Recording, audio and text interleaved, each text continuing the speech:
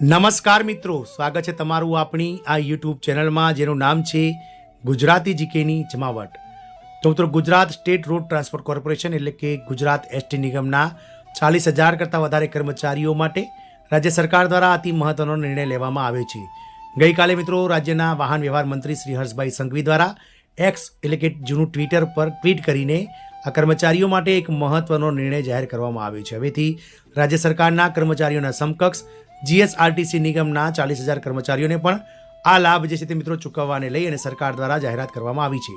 ટૂંક જ સમયમાં તેના માટેનો ઓફિશિયલ પરિપત્ર પણ સરકાર બહાર પાડશે તેવું હર્ષભાઈ સંઘવીએ ટ્વીટમાં જણાવ્યું હતું। જાણીએ વિડીયોમાં વિગતવાર કે જીએસઆરટીસીના 40,000 કરતાં વધારે કર્મચારીઓને જે જૂનો લાભ મળતો હતો તેમાં રાજ્ય સરકાર અને કેન્દ્ર સરકારના સમકક્ષ આ લાભમાં કેટલો વધારો કરી અને રાજ્ય સરકાર દ્વારા આ કર્મચારીઓને અનેરી ભેટ આપવામાં આવી છે। તો વિડીયોના અંત સુધી આ બન્યા રહો અને જો ચેનલમાં તમે નવા હોવ તો અમારી ચેનલને તમે લાઇક શેર સબસ્ક્રાઇબ કરી બાજુમાં રહેલું બેલ આઇકોન દબાવી ઓલ નોટિફિકેશન ઓન કરી લો, જેથી કરીને ચેનલ પર મૂકવામાં આવતા વિવિધ ભરતીઓના નોટિફિકેશન, વિવિધ ભરતીઓના પરિણામ, જીકેના વિડીયો તેમજ સરકારી કર્મચારી પેન્શનર્સ યોજનાઓને લગતા પરિપત્રો પણ તમને સરળતાથી ચેનલના માધ્યમથી ઉપલબ્ધ થઈ જાય। મિત્રો, Gujarat state road transport corporation એટલે કે ગુજરાત રાજ્ય માર્ગ વાહન વ્યવહાર નિગમના કર્મચારીઓ માટે રાજ્ય સરકારનો મોટો નિર્ણય છે, જેમાં મિત્રો હવે એસટી નિગમના જે 40,000 કરતાં વધારે કર્મચારી હાલમાં કાર્યરત છે તેઓ ચાલુ ફરજે જો તેમનું અવસાન થશે તો અવસાનના કિસ્સામાં જે વળતર મળતું હતું તે વળતરમાં મિત્રો સરકાર દ્વારા વધારો કરવાનો નિર્ણય લેવામાં આવ્યો છે। જીએસઆરટીસીના કર્મચારીઓ માટે રાજ્ય સરકારનો મોટો નિર્ણય કર્યો છે। એસટીના નિગમના કર્મચારીના પરિવારજનો માટે આ નિર્ણય મહત્વનો છે અને મહત્વપૂર્ણ નિર્ણય લેતા માનનીય વાહન વ્યવહાર મંત્રી શ્રી હર્ષભાઈ સંઘવીએ ટ્વીટ કર્યું હતું। નિગમના કર્મચારીઓના ચાલુ ફરજે અવસાનના કિસ્સામાં તેઓના સ્વજનને હાલ ચૂકવવાના આર્થિક પેકેજમાં રૂપિયા 8 થી લઈને 10 લાખ સુધીનો જેટલો વધારો કરીને તેઓને રાજ્ય સરકારના કર્મચારીઓને ચૂકવાતા પેકેજ જેટલું એટલે કે રૂપિયા 14 લાખ આપવાનો નિર્ણય લેવામાં આવેલ છે। આ બાબત ટૂંક સમયમાં વિગતવાર આદેશો પણ જારી કરવામાં આવશે। ગઈકાલે મિત્રો હર્ષભાઈ સંઘવી એટલે કે વાહન વ્યવહાર મંત્રી હર્ષભાઈ સંઘવી દ્વારા ટ્વીટ કરીને આજે છે તે મિત્રો નિર્ણય લેવામાં આવ્યો હતો, જેમાં એસટી નિગમના કર્મચારીઓ માટે ભૂપેન્દ્રભાઈ પટેલ રાજ્ય સરકારનો વધુ એક સંવેદનશીલ નિર્ણય જાહેર કરવામાં આવ્યો છે, જેમાં મિત્રો રાજ્યના સંવેદનશીલ માનનીય મુખ્યમંત્રી શ્રી ભૂપેન્દ્રભાઈ પટેલજી દ્વારા એસટી નિગમના કર્મચારીના પરિવારજનો માટે વધુ એક સંવેદનશીલ નિર્ણય લેવામાં આવેલ છે।